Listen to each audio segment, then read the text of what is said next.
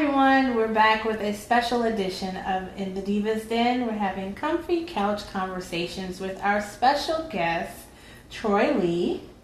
Yes, nice to be here, representing business among friends, debate amongst friends, and happy to be here with these lovely ladies and this young man here. And we also have Simon. Hello, I'm Simon with DopeCausWeSaid.com and the Dope Cause We Said Podcast Network. I'm happy to be here with the crew. Thank you both for joining us today for our discussion. Thank you. So, if any of you have been on social media, on Instagram, on Facebook, everywhere, you may have seen Pastor John Gray and his comments on his Sister Circle television show. And on it, he talked about his wife, and he complimented her in what seemed, was a really good statement. And then things went a little left. The wife that I chose is better than the man that I am. I married a woman 2 sizes too big. I have to grow into Aventur. She's a coat. I still can't fit her.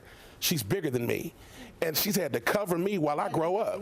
I got to grow into her. She's a covering. She's a covering, not a lid. Ooh, because if a man marries a lid, she'll stop your dream. But if you marry a covering, she'll push you to your destiny. Now, I'm about to shout and tear this whole thing up. I'm just telling you. All the way out of this studio. Let me tell you something. My wife has endured more pain birthing me than both of our children. She has sacrificed these last 8 years uncovering the painful areas of my manhood and covering the areas that could have exposed me. She deserves anything I can give her. You understand what I'm saying? Yes. I'm going to live the rest of my life to honor her, because she gave me what I couldn't give myself, which is a chance to heal while still seeing the God in me. So we're here to discuss those comments and also the backlash from Derrick, Jaxn, self-claimed relationship expert, especially for the single woman. He is married and he tends to give advice, and he saw the clip and gave his opinion on it. Now, what I'm about to say ain't about him personally, and I say that because I honestly think he meant well. But to be honest, there's a lot of problems with what this clip, just in its own little format that's going viral, is communicating. So it should have been asked whenever he mentioned those things in order to make this a constructive conversation, were things like, okay, in that 8 years that you dealt your wife so much pain, you equated or even say that it exceeded the pain that she endured giving birth to your 2 children, what was the toll taken on her? What was the price that she had to pay trying to love a broken man? More importantly, because again, this ain't about him, what is the price that any woman can expect to have to pay for trying to love a broken man? After that, the Grays then responded back, and it wasn't in kind. They were a little upset with what he had to say. Derrick Jaxn, sir, you posted something and then you limited your comments. So my husband can't post to you, neither can I. Now, what's amazing about that is that's a little bit cowardly. But what you will not do, and everybody who knows me by now, is one thing you will not do is come from my husband. If it's lies, now if it's the truth, talk about it. But if it's lies, we're not doing that. I don't know if you're married. I think I hear that you cater to single people, and that's cool. And the other part is that I heard you actually just got married. Thank you, want your Tiffy. followers to know on that. So for somebody to take a moment that's actually called to heal marriages and pervert it the way young sir did over there, it's a no on so many levels. But and people can say that we address too much or whatever. We can do what we want because it's our social, and if you don't like it, you can gladly turn it off. So let's talk about it. Yeah. How do you guys feel about what happened? It was so much. So I go first because they really So I had 24 hours to digest this. So I heard the video initially, and when I first saw it, I was like, well, it seemed like he was praising his wife. I was like, okay, shout out to him. He's doing his thing. I get it. He went a little far with the two coat sizes, too big. I was like, okay, that's pushing it. People are sensitive, so 2 sizes too big, you're already kind of pushing it. But then he went into the lid and the cover, and I was like, okay. So I started to think, and I heard the responses from the lady we watched as well as the guy, and I had a chance to digest it. And the one thing that popped up in my mind was when I got married, or when we got married. Yes, we're married. So before you get married, you go to marriage counseling. Mm-hmm. First realization for a young man, and he's about a year or two older than me, actually 5 or 6 years older than me when he got married. So he really should have knew this already, and he was in the church. I wasn't even in the church before, and he was. The teacher is going to say, hey, you have to be willing to do what Jesus did for the church. Love your wife as Jesus loved the church. I had that realization right there. Well, wait a minute. Whoa. Jesus died for the church. And I was like, wait a minute. You're telling me I got to die? You understand what I'm saying? That was my reality. You have to die. So I was just like, oh my God. So later on, this older gentleman explained it to me, well, here's the thing. Nobody asked Jesus to die for the church. And I was like, he said, you have to just be willing to be that guy who sacrifices for the greater good of your marriage. And I was like, okay, I could understand that. I feel as though she was the one who sacrificed for the greater good of the marriage. And that kind of threw off the equilibrium, causing her to go through these 8 years of pain because he didn't really sacrifice for the greater good of the marriage. Mm-hmm. So that's kind of where I went after this 24 hours of really letting it sink in, back to my experience before getting married. And it kind of resonates with kind of everything that Jaxn said, saying that the women can't be that incubator for the man. The man has to realize that, listen, this person is going to depend on you to take them to the next level. Mm. You can't sit back and kind of let them birth you, as he said. And that's where it just got kind of ridiculous. Yeah, and I think it's one of those things where he meant well. Right. However, it didn't come across that well. And I think internally he may have meant like, I appreciated this woman so much. She was out of my league. But, we got married and she sacrificed for me. But not once in his dialogue did he ever say what he sacrificed for her. And just seeing the video, seeing, the chemistry or lack thereof between the two of them, their body language, something seems off. And for someone, a woman with 3 degrees, to just kind of stifle who it is that she is and not really become her own person, I think that's where a lot of people kind of felt like, well, what about her? And we had this conversation earlier. Anytime I see, a pastor and a first lady, I always feel like a first lady should have something besides just being a first lady. Who are you outside the church? Even with the president too. Exactly. Like, what do you do? Are you into, community affairs? Are you involved in something? Do you have a charity? Do you have an organization? What is it about you that, people can identify you with outside just being the first lady? So I think what really made me irritated about what it is that he did and, the whole clapback session was that it wasn't really classy, because like you said, because they didn't understand the way that Instagram works, where you had to be a follower of, what's the guy's name? Derrick Jaxn. Yeah, of Derrick Jaxn to comment, it was like, well, we're going to go on Instagram Live. Well, first of all, you're still, members of the church. You're held at a higher standard. So I didn't really think that was necessary. And I thought he was going to come back more with, oh, well, you misconstrued what I said, opposed to just letting my, my mom or my wife do the fighting for me, and I think that's what also kind of made people upset with his message, because you just proved your point. You proved everybody else's point that, this woman is no longer your woman, but she's your mother, So I don't know. I just, like I said, he meant well. But his message, I just really didn't mesh with at all. I wasn't really here for it.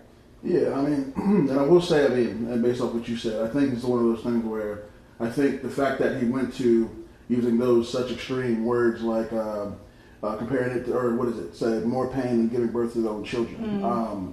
And it's one of those things where that is extreme pain. But, my take is, for one, how much does a woman have to endure? And also, if you're in a relationship, or husband and wife, a marriage, does the, to which it sounds like it's more like that's, almost like that his mother. But I think it's one of those things where at the end of the day, when you're dealing with a situation like this, and I guess sort of going back to the Instagram post that they did, for one, yes, I feel like that was very, I mean, it wasn't professional. Of course, it didn't help his point, and also, yeah, it just basically made it basically look like what everything he said was what we took at face value, in a sense, if that makes sense. So now, this is not the first time his comments have come under fire, and not even on, it was on the same exact show. So we'll put a clip of that so you can see that. And his response to that situation was he calmly had a sit down and actually explained what it was that he was trying to say. Whereas with this situation, she came out, his wife came out and attacked Derrick. Whereas Derrick, I mean, he kept saying it wasn't personal, but then he kept referencing their marriage, so it was some sort of personal. But he never attacked them, per se. They attacked him. Yes. It was very much like, in your face. And even in the comments, attacking the commenters in Instagram why are you... And she said it. She said, yeah, y'all tell us we don't have to address, but this is our social media, and if you don't like it, turn it off. Right. And it's like, it's the same thing. If you don't like what Derrick said, turn it off. Right. And if it's not true, why are you so angry? Exactly. People say things that aren't true all the time, especially when you're called to this platform. Why are you so angry about that? There's obviously, it struck a nerve somewhere because there's some truth in what he's saying. And then the part that made me upset even further was, well, not necessarily upset, but I felt for Derrick because when she said, you're not even married, but then in the same breath, I heard you just got married. Well, you don't have to have a marriage certificate to know common sense for a relationship. Right. Exactly. And number two, you need to know the work that he does, even though he's not on a pulpit. He does speak truth into relationships and into women. He speaks positivity into women. So that way one day they can find the right person and get married and be whole and not deal with 8 years of foolishness. Exactly. And I will say this. Now, being a married woman, Troy and I met when we were in college. We very much grew into each other, got to know each other, which is different than them. John Gray was 37 and she was about 28. So they were grown and established when they got together and got married. Troy and I got to know each other. The Troy and I that we are now are not the same that we were when we first met, not the same that we were when we got married and said our vows. So we had to go through some serious, okay, I'm growing up and you're growing up, let's figure this out. That's understandable. But when you're more established, and to say in the beginning of the statement, I married a woman who was 2 sizes too big. You already knew what worth she had. Yes, God sent her to you, but did you rise up to become the man that could handle her worth? Right. And I'm not saying that he didn't. I'm not saying that their marriage is not good. I'm not trying to say anything about their marriage, but specifically based off of the statements that were said, these are the things that are coming from it. So I just thought that was really interesting. I definitely would have handled that situation a little bit different. I have been in those places where what you're not going to do is come from my husband, but it was called for in a sense. And also I don't have the same huge platform. I will one day. But when you have that type of platform that you have and the influence you have, you guys could have easily started a dialogue of this, or just did a show, or just made a blanket statement. Exactly. You didn't even have to address it. You could just let it be what it is. But I think the heat coming from the people is what made it extra this time, because the sad thing about this is, because of how they reacted to this, there are people that are questioning following him as a pastor. Right. Okay. That is the thing. When you have people that have church hurt, and then they see people of God responding in a worldly way, because that was very much a worldly response, then they're like, okay, I'm not even on your level. How can I even try to be what he's calling me to be when you're this and this is happening for you? So, and I think another thing that bothered me about it was the fact that it was all dealt with in such an immature manner. I think, like you said, you touched on it. why not extend the olive branch out to Derrick and say, well, Derrick, you know what? We're going to have a conversation about this. We're going to have a sit down. Use that same platform to have a Facebook watch meeting where all of you can come together and discuss it, you know, and where he could possibly say, you know what I said, I didn't really mean that. Or even just say, you know what, when I met my wife, I wasn't ready for her just yet. And I appreciate everything she did. You know, I apologize for putting her through so much pain, but make it to where it's relatable. You know, because I can't say that, I mean, I've never followed him, but I can't say that I wouldn't follow him because people are human at the end of the day. And I think sometimes people forget that about pastors. You know, he's still human. And the fact that he admitted it and he admitted the fact that he wasn't ready, I found to be a little bit more relatable. Right. But, you know, them lashing back out and then even him coming back with another IG video saying like, well, if you're not in the church or if you don't follow God, then you don't need to comment. Now, that to me really rubbed me the wrong way, and that would cause me not to follow him, because just because someone may not be as involved in the church or may not go to church or may not be the same religion as you doesn't mean that they can't understand your experience or someone else's experience or understand what it is that Derrick was trying to say. Because at the end of the day, like you said, it just comes down to sense. You know, it comes down to, you know, when you're in a relationship, you know, the do's and don'ts. So don't make it a, you know, religious thing when it doesn't have to be, because that right there would make me say, you know what, I don't even want to listen to I don't want to listen to your message. I don't even want to go to your church because I feel like you'll judge me right off the bat. And that's interesting too, because it turned into an attack on marriage. Right. And like, I don't feel that way. There's a lot of married people that commented and said, no, I don't feel it's not an attack on marriage. It's if anything, it's a warning to say you don't have to go through this in your marriage. You don't have to expect that your husband is going to cheat on you or your wife's going to cheat on you. You don't have to expect that, you know, that they're going to treat you a certain way because no, it's a partnership. It's together. Like, I hold you up, you hold me up. You know, and ultimately God holds up both of us. But it just seems like the balance is off. Well, like I told you earlier, and I mean, like I said, I'm single. I asked you and Tatiana, shout out to Tatiana, you know, when it comes to marriage, I don't feel, like I said, I'm a single person, I've never been married. I don't feel like there should be pain. I just feel like marriage is work. And I think people try to equate work to pain. Like, no, like, you know, we're working together. We're trying to figure it out. We're going to go through tough times, and we're going to get through it. But I don't see it as though the wife or the husband is causing the pain on the other one. To me, that's not a marriage. To me, that's almost borderline abuse. So what I would say to that, because I've spoken to a lot of people, especially people who are about to get married. Because, you know, I always tell people, I haven't been single in years. You know what I mean? So I wouldn't even know the first thing. Yeah, that's what I'm saying. It's been a long time, but it's like when you're getting married to a person, it's like when you choose that person, like everybody has some type of issues. They're broken in some way, and I think we talked about this yesterday. So it's like you thinking about it, you're picking somebody not so much that matches you, but somebody that you guys can mold together. So God's taking two pieces really and molding them together to make one. So you're getting somebody who has a potential issue. It can be anything. You have an issue. It can be anything. That problem, when you decide to marry that person, you're saying, you know what? That issue might never change. But I love this person. I'm going to roll with it. That is true. You know what I mean? And you're going to notice more things along the way. I mean, not to throw it out there, but she don't even like the way I eat. You know what I'm saying? Like, sometimes I eat too loud. You know what I'm saying? And I don't know it, but it's something that she's like, you know what? That's the way he eat. I mean, eat with his mouth closed, it's loud. There's nothing he can do about it. At least he breathing. Yeah, at least I'm breathing. So to me, it's like, things like that, it's like, you know, some people are like, oh, you know, this person does this, and I'd be like, I mean, is that something you're going to leave? Right, is that a deal breaker? You know what I mean? So you're right. The idea of work and pain are completely separate.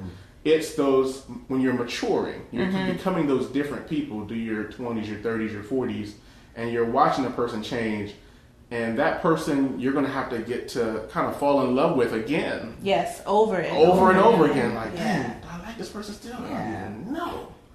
And that's what people go through. Like, I don't even know if I like this person no more. Who is this? And you know what? I'll add to what you said. You said marriage is work. I would say marriage is a choice. Right. And it's choosing every day to love the same person the same way every day. And then to overcome the issues that would keep you from wanting to do that. That's it, because everybody wakes up and it's like, oh crap, what did I just do? Did I make the right decision? Oh my gosh, I married this whole person for the rest of my life. Am I gonna screw them up? Are they gonna screw me up? What did I just do? That's it. It's a normal moment. It's just like when you have a child, like, oh crap, I just brought a child in the world, this whole other person. Who am I to do? You know, it's the same. Those people that say they want their relationships to stay the same. It won't. You can't. It's not supposed to. It's supposed to mature into something else, because the difference between a marriage and just a regular, like, getting to know you relationship is that you can just bye. Right. Yeah. When it comes to, I am building a covenant with this person, this is my person for the rest of my life, you're sharing life with that person. Now, there will be times where things happen that breaks that covenant. And it's those things that unfortunately happen. And it's like, okay, if the covenant is broken, there's no point in putting that back together. But for the most part, when you make that choice every day, it's not just for you, it's for them too. And to go through the same things over and over again, or to have someone who's constantly causing issues, constantly berating, constantly beating down, not saying that that's what happened, but constantly causing the issues, it can basically, if she was his covering, which is a good thing, where was hers? Right. And that's where initially when I saw the video, I was like, well, it seems like there's a lot of missing pieces here. There's a lot of missing things in the story. But then again, when I went to sleep, I was like, well, it kind of doesn't matter, because he's still supposed to really be sacrificing for the greater good of the marriage. So if he had her sacrifice for the 8 years, you know, how much of it is, like, was it worth it? You know what I mean? And the other question is, did she choose to sacrifice that, or did she just so happen to be the one to sacrifice? Because it was actually said in the interview with Oprah for Soul Sunday that she has 3 medical degrees, and she sacrificed that for him. And it's like, well, you're already almost 10 years her senior and should be more well established than she is at 28, just getting those 3 degrees. Okay, she's just starting to do these things. Did she choose to do that for you, or did it just so happen to? And see, this is where I think a few things come to mind. Number one, what I noticed in that interview was I never heard him say what he sacrificed for her, number one. And then 2, I've always been told never fall in love with potential. Because that's not who that person is. You'll fall in love with the idea of what you want them to be, but that's not what that person is right now. So in a way, I kind of feel for her, because she was younger. You're looking at an older guy and you're like, oh, I got an older guy, you know, he's walking with the Lord. He may have, you know, a greater purpose in life, blah, blah, blah, blah. So you've already seen what you think is going to happen for him, and he hasn't seen it for himself. So you're trying to sacrifice because you want to get him there, and he's constantly breaking your heart. He's constantly digging you through the mud, but then you notice that, okay, well, you're not getting where I thought you were going to go. And now she's internalizing everything. She's hurt. You know, she's thinking like, well, what did I do? And I don't want to completely blame her, because once again, she was young when he got with her. I mean, we're talking about a woman that was still in her 20s. I'm 30 and I still don't know what's going on with my life right now. So to try to marry someone that's 10 years older than me, where their mindset is different, I almost kind of blame him, because you got in her way. You know, you really got in her way. And instead of just saying, you know what, I'm not ready for this woman just yet, I'm going to let her go and do her thing and let her be established and get where she needs to go. It's like, let me interfere. But then when I interfere, you just sit down, take a back seat, and I'm going to focus on me and do my thing. And that's how I kind of took his interview, and I really did not like that. Of course, like you say, like with the timelines, what is it? They met in May, married in July, or excuse me, engaged in July, married in December.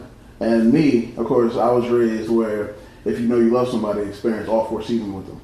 You know, and it's one of those things where I think they had met like the end of the year before. Okay. And I mean, and it's one of those things where, of course, with them still being young, you know that, I mean, I got a feeling those engagements that didn't work out, they probably weren't too long before they met. So it could just be a situation off of, I don't want to say rebounding. Rebounding, or just simply off of impulse, you know.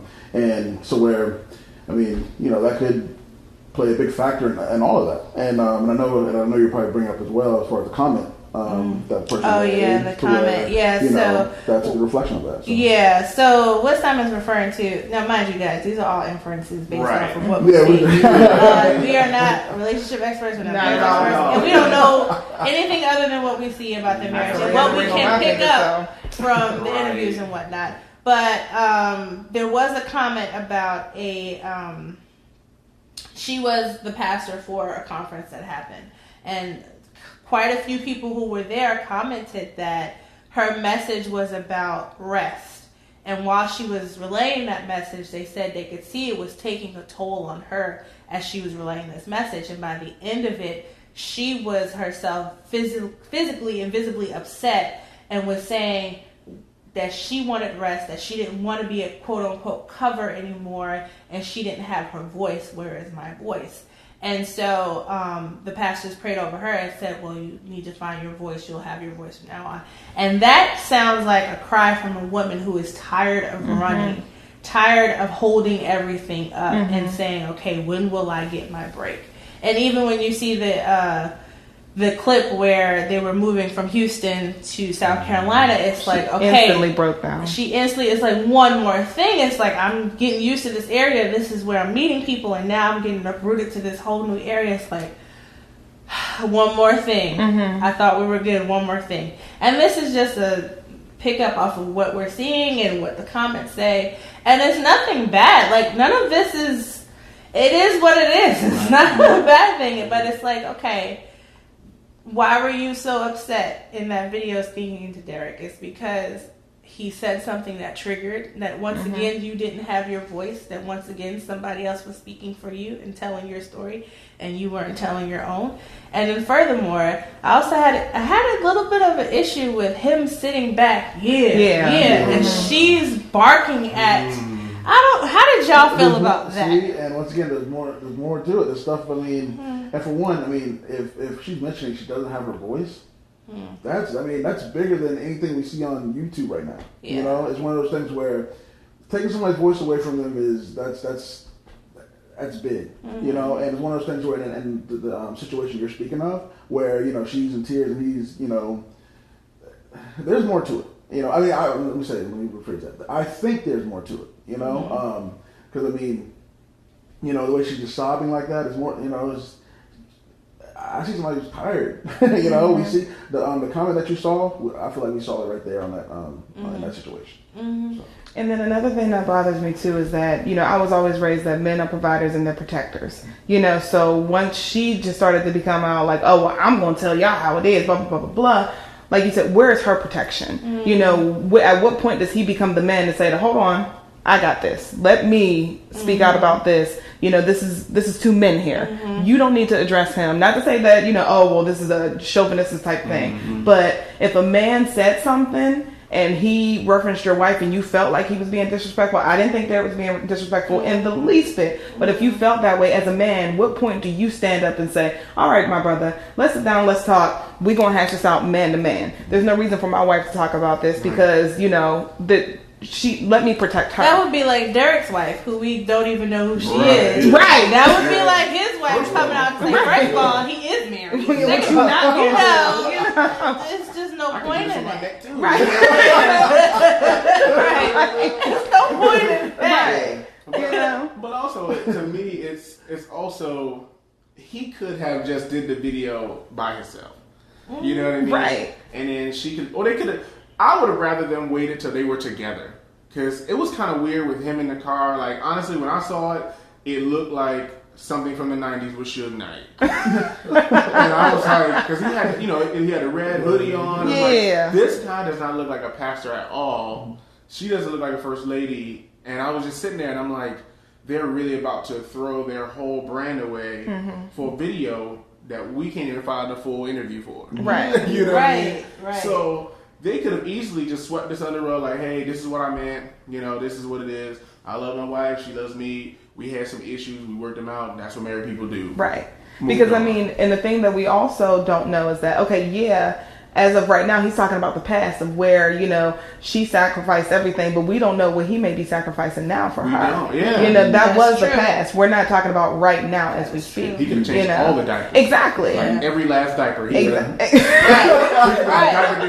Poopy hands and He everything. could have woke up every single day like, no, you done put this milk in the bottle. I can warm it up. You know what I mean? Like Yeah. he could have did the whole nine. You know what I'm saying? Though, like he could have did everything. Like we don't know. Right. Or he could have been taking the kids while she's up trying Yeah. to, you know, Yes. pursue whatever her Yeah. degrees are in. He could have helped her through school if they met while she was still Right. in school, you You know. know. But the statements kind of Right. Right. it wasn't even the statements. The original statement that he said on Sister Circle and the original opinion from Derrick, nobody would have thought twice about either one of them. No. But it was the response, The clap. that is causing all of this happening right Because now. when I heard initially when she showed it to me, I was like, oh man, like he really loves his wife. Like, oh, you know, this is great. Derrick comes on, I'm like, well, Because Derrick's message was more so, you don't have to be the ride or die. Right. You know, because there's a lot of pain that comes with the ride or die. And then they just took it and were like, oh no, you're attacking me. You know. so there's this stigma, and I don't know if you guys heard it, but there's a stigma, I guess, that there are more women in the world than men. So, and I'm assuming that's where Derrick comes in, like, listen, you don't have to put up with this.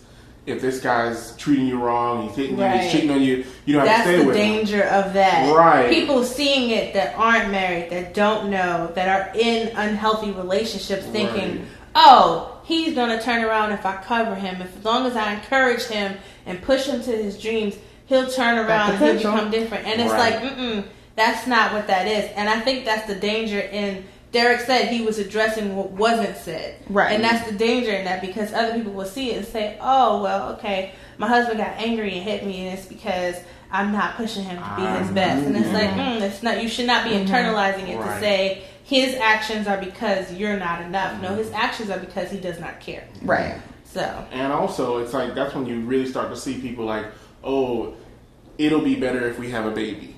It'll be better if we get married. After we're married, oh man, you know, he hits me or he cheats on me. It'll get better if we do this or we do that. And and that's just not how it works. It's like he is who he is, and he is who he's gonna be. Exactly. And to the speak potential. and to speak to the difference between relationship and marriage. Two different. To speak to the generalization of relationship versus being a covering in a marriage.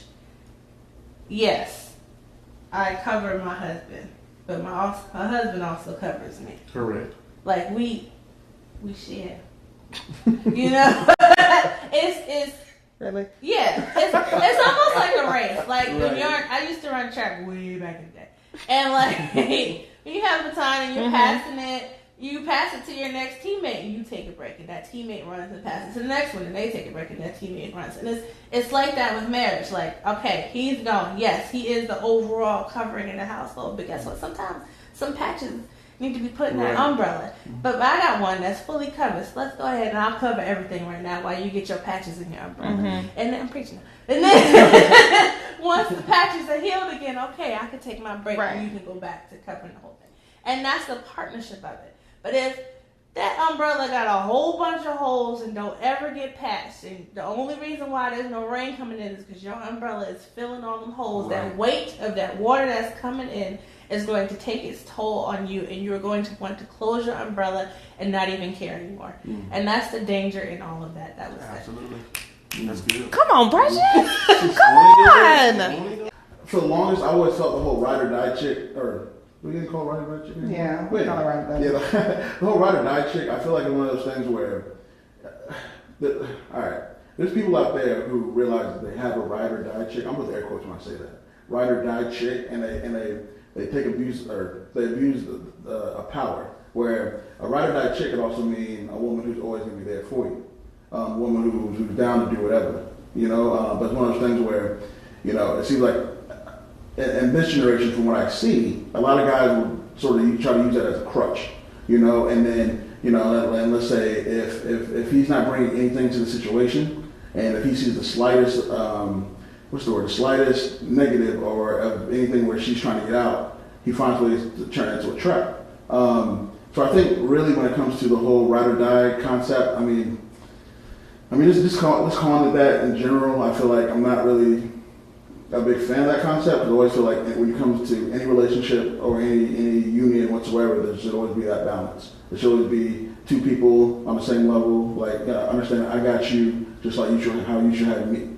So, I mean, that's really my ultimate take on the ride or die shit. And as far as the independent women, I think that's one of those things where as men, you know, they don't.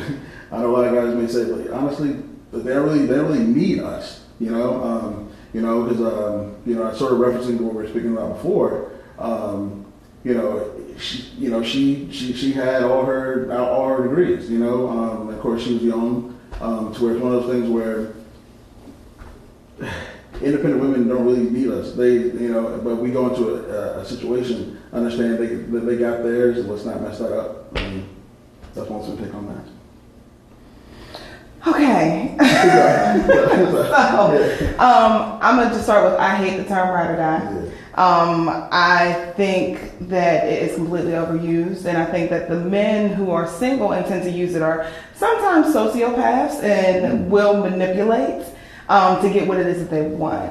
As a single woman, there has been situations where I thought I had to be the ride or die to get the ring or to stay in the relationship, and that was when I was younger. You know, and I'm still growing, I'm still learning, but you realize that when you get older, like, this man isn't offering you anything by you hurting yourself by trying to be with him, regardless of the crying and the heartbreaks and, the cheating or whatever have you. So at the end of the day, women need to realize that you don't owe this man anything, especially if he hasn't taken the initiative to make you his wife. So to be ride or die is absolutely ridiculous, because why should you be loyal to someone who can't even put a ring on your finger to show that he wants to be loyal to you? And that's just my opinion, as a single woman. Not to say you just go out here and be crazy, but I mean, at the end of the day, I've always learned that if a man wants someone, he's going to make it known and he's going to claim it and he's going to get it. Point blank, period. So there's no need to play the game of like, oh, well, I need to see how loyal you are, for me. Why?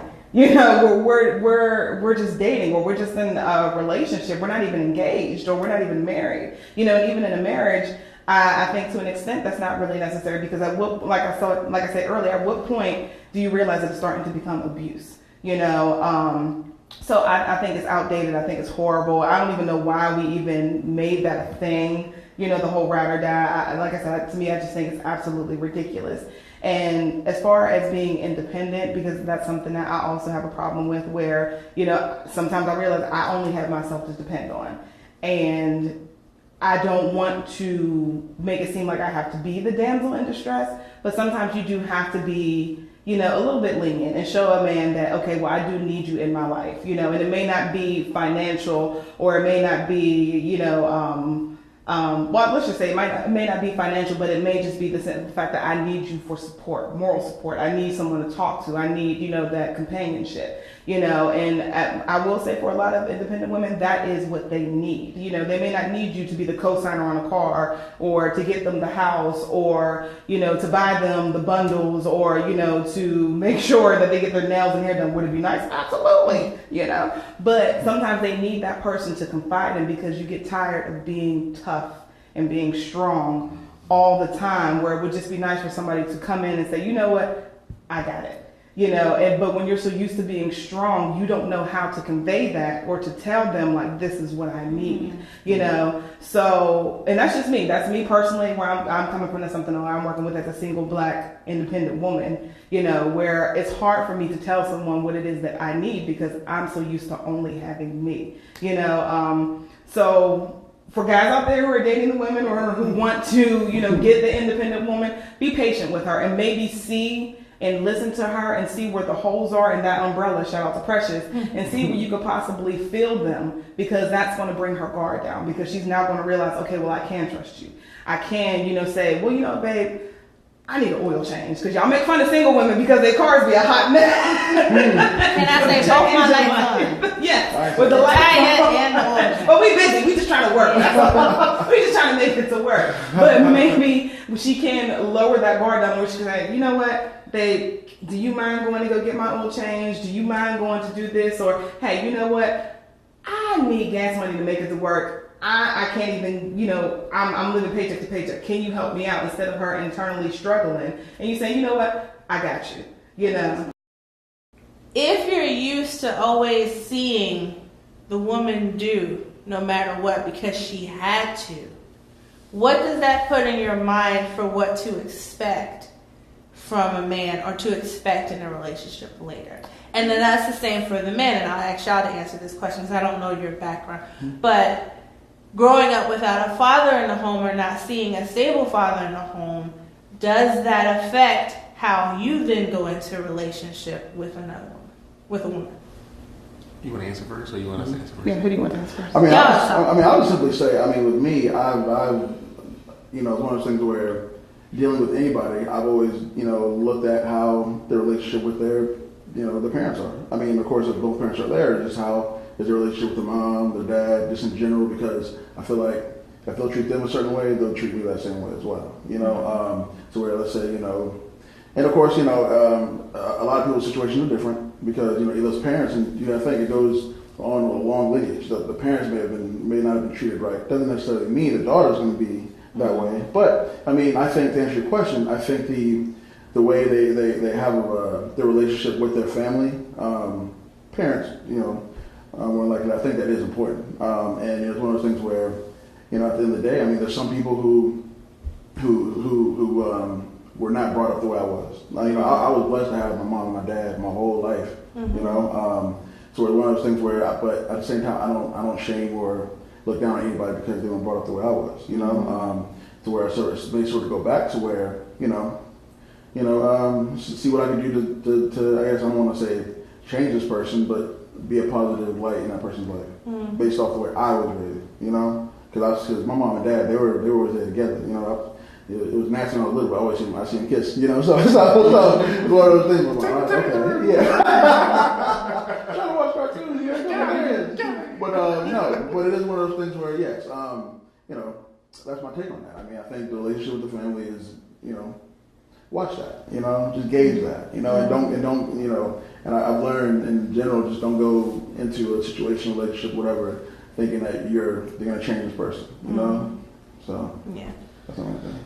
So I've also had the privilege of growing up in a two-family home. I will say that it does make a difference, and I've seen it with relatives who didn't have a father. So I've seen the change. You can see the physical change in a child that loses one of their parents, whether they leave, divorce, death. You see it.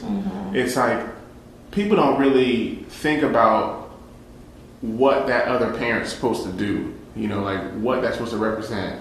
Like you think about the movie Boys in the Hood. I'm going to send you to your father so you can learn how to be a man. You know what I mean? I can't teach you how to do that.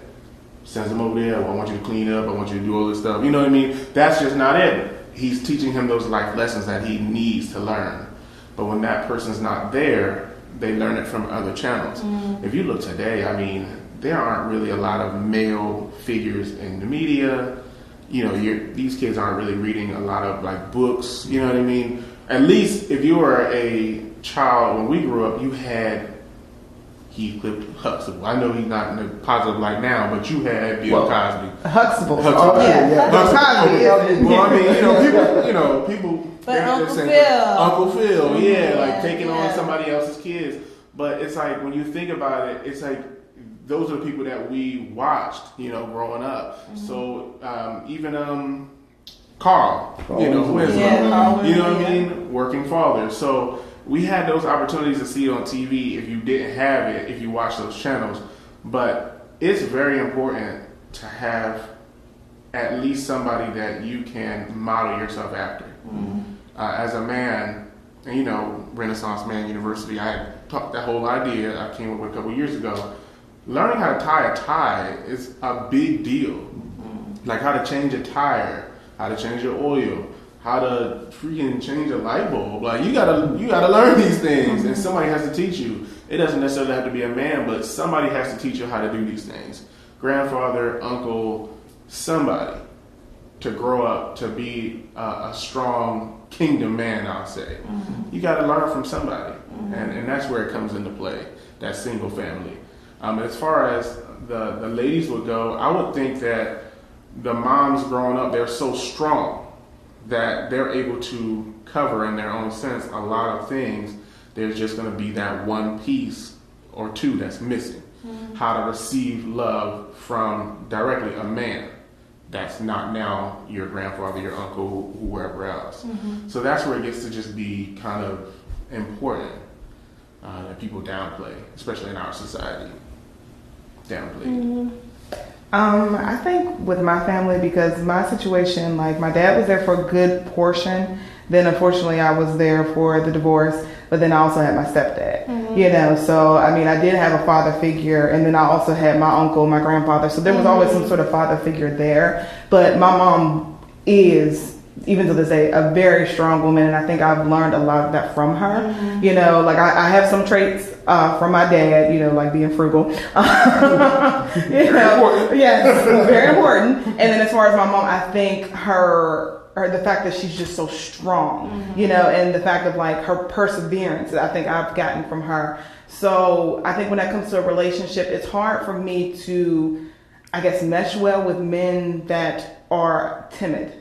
I guess I should say, because my personality is so strong, it's so big, you know, and I'm just like, oh, I got it. I got this, because like I said, I'm so used to just seeing my mom do that. But my mom was submissive for the right man, my dad and my stepdad, you know, but even just later on, just seeing her date, like, she's just like, look, like, I don't need you, but I want you, you know, and that's kind of like where I am, where I don't need you, but I want you. And even, but one thing I had to be honest with myself, like, is just, you know, simple things I do need, you know, just like I said, just somebody just to say, hey, are you okay?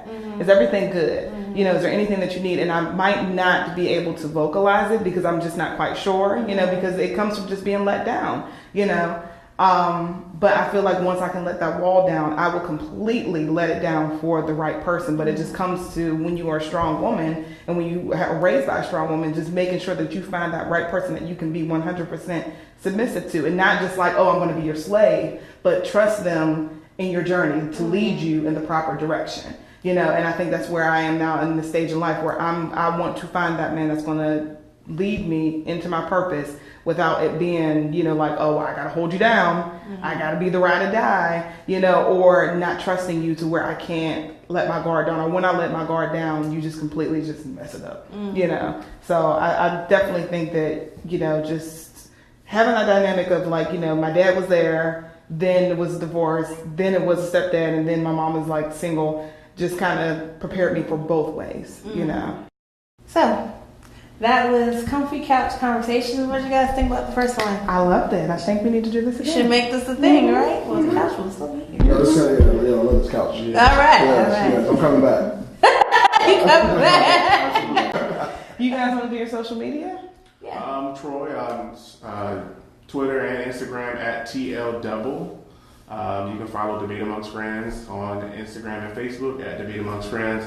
As my co-host likes to say, on Twitter at Debate Amongst Fred. And